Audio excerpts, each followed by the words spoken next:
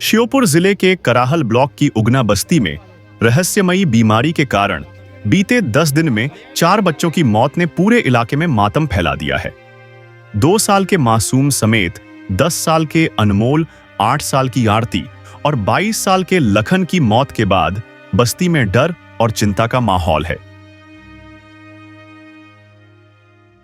बस्ती में गंदगी, कीचड़, जल भराव और बजबजाती नालियों के कारण बीमारियों का दौर लगातार जारी है। ग्रामीणों ने बताया कि जब पहला बच्चा बीमार हुआ था, तभी उन्होंने पंचायत और स्वास्थ्य विभाग को जानकारी दी थी, लेकिन प्रशासन ने समय पर कोई कार्रवाई नहीं की। इस लापरवाही की वजह से 4 मासूमों की जान चली गई। मौतों के बाद जिला कलेक्टर अर्पित वर्मा खुद बस्ती पहुंचे। उन्होंने बस्ती की दुर्दशा देखी और स्वास्थ्य अधिकारियों को सभी बच्चों की जांच, पीने के पानी और खाद्य सामग्री के सैंपल जांचने के कड़े आदेश दिए। साथ ही चारों मृतकों के परिवारों को 25,000 रुपए आर्थिक सहायता देने की घोषणा की। कलेक्टर ने बस्ती के गलियों में कीचड़ और गंदगी को देखकर स्थिति को गंभीर बताया और कहा कि 18 बस्तियों में जल भराव और सफाई की समस्या 5 दिनों के अंदर हल की जाए। इस दौरान उन्होंने कराहल सीईओ राकेश शर्मा, पूर्व सचिव और अन्य जिम्मेदार अधिकारियों को कड़ी चेतावनी दी।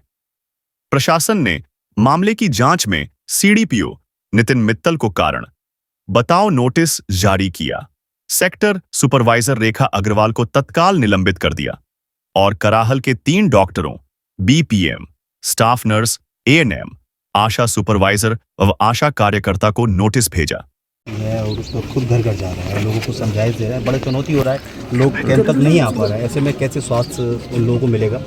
जी, जैसा कि आपको बता दें कि 3 दिन से स्वास्थ्य टीमें पूरे ज़िले की यहाँ पे लगी हुई हैं। हमने 8 एम्बुलेंसेज लगा रखी हैं। लगातार दवाई का वितरण किया जा रहा है, मास्क का वितरण किया जा रहा है। उल्टी दस्त की प्रॉब्लम बताई गई है, सफाई अभियान चलाया जा रहा है। बट लोगों में थोड़ा सा ट्रेडिशनल वेज की ओर वो ज़्यादा विश्वास रखते हैं, तो हम लोग उनको घर घर जाके समझा रहे हैं। मैं खुद गया और जहाँ पे एक बच्चे की डेथ हुई थी, वहाँ पे और भी बच्चे, तो उनको समझा के एम्बुलेंस में बिठा के हम लोग उनकी सब जांच करवा रहे हैं। और जब तक एक बच्चा यहाँ का कवर नहीं हो जाएगा, हम लोग यहीं पे रहेंगे। और जो नहीं ग्रामीण मानेंगे उन्हें समझाइश दी जाएगी, पर सभी की जांच की जाएगी, चाहे वो एडल्ट हो, बच्चे हों। जब तक हम लोग सेटिस्फाइड नहीं जाएंगे, यहाँ से नहीं जाएंगे। आर्थिक सहायता भी दी गई है? हाँ, 4 लोग जिनके डेथ हुई, 4 के 25,000 रुपये रेड क्रॉस की वजह जो समझ में आ रही कि वो इन्फेक्शन हुआ उल्टी दस्त की वजह से। और क्योंकि वो लोग ORS वगैरह के बारे में शायद इतनी जानकारी ना हो या नहीं पहुंच पा रहा था उनके पास, तो उस वजह से मुझे लगता है डिहाइड्रेशन की वजह से अचानक हो गया है, क्योंकि बहुत तेज़ी से उल्टी दस्त हुई। उसके बाद से हम लोगों ने कंट्रोल कर लिया और जब से ORS वगैरह दवाइयाँ वितरण जाँच हुई, तो अब तक ऐसी कोई चीज़ सामने नहीं है। तो वो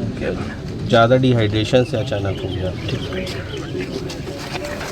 कलेक्टर ने साफ कहा कि बीमारी की सही और समय पर जानकारी न देना गंभीर लापरवाही है, जिसका बर्दाश्त नहीं किया जाएगा। स्थानीय विधायक मुकेश मल्होत्रा ने भी बस्ती का दौरा किया और स्वास्थ्य अमले की जवाबदेही तय करने की बात कही।